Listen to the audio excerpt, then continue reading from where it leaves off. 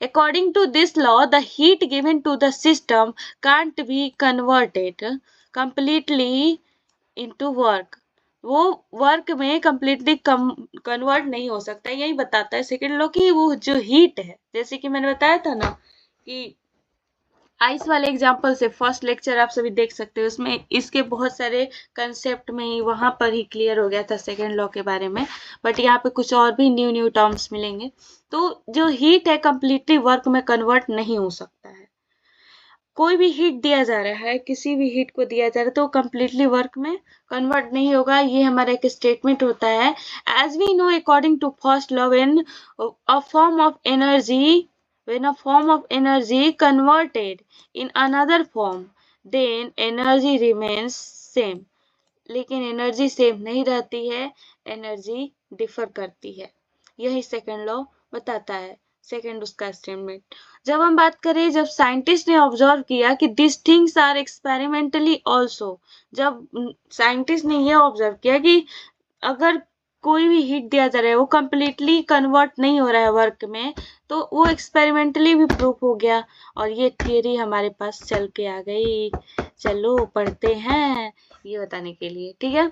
A form of energy change into another form, then energy not remain same. इससे हमें यही पता चला, जब वो एक्सपेरिमेंटली प्रूफ हुआ कि बच जाता है भाई कुछ ना कुछ वर्क, पूरा वर्क नहीं बन पाता हीट, तो यहाँ पे एनर्जी सेम कैसे रहेगी। जैसे कि एग्जाम्पल है, when ice comes in the contact of surrounding, then it melts because it is a spontaneous process। Ice surrounding में आता है तो ये मेल्ट हो जाता है, ऑब्वियस सी बात है मेल्ट हो जाता है, लेकिन ये कैसा प्रोसेस है, स्पॉन्टेनियस प्रोसेस है, नेचुरल प्रोसेस है, ठीक है।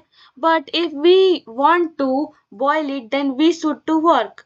हम जब इसे बॉयल करना चाहेंगे तो हमें क्या करना पड़ेगा, वर्क करना पड़ेगा।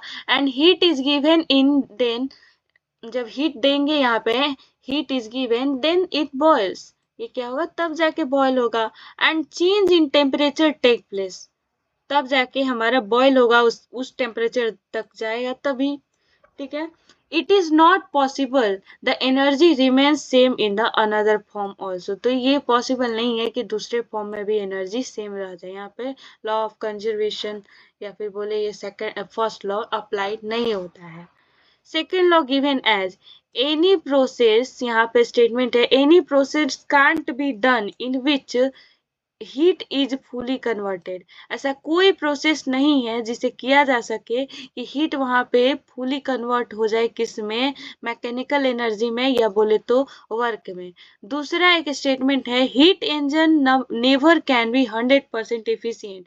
हीट इंजन के बारे में हम लोग फर्दर बात करेंगे, यहाँ पे समझ लेते हैं कि हीट इंजन कभी भी 100% एफिशिएंट नहीं होता, ये भी बताया जाता है। आप सभी को फर्दर जाके हीट इंजन क्लियर होगा जब मैं नेक्स्ट वीडियो में ये सारी चीजें बताऊंगी। तो ये जो हुआ हमारा सेकेंड लॉ का कुछ स्टेटमेंट हुआ। सेल्सियस ने भी कुछ स्टेटमेंट दिए।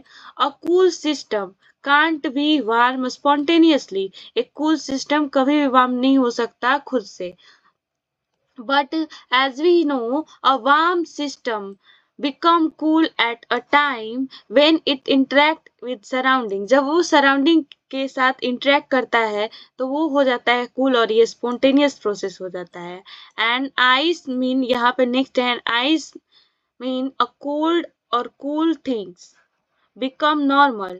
आइस जो होते हैं वो नॉर्मल हो जाते हैं कूल होते हुए भी, जब सराउंडिंग के इंटरेक्ट में आते हैं। ये भी क्या है, कंडीशनल प्रोसेस है, नेचुरल प्रोसेस है, स्पॉन्टेनियस प्रोसेस है, ठीक है।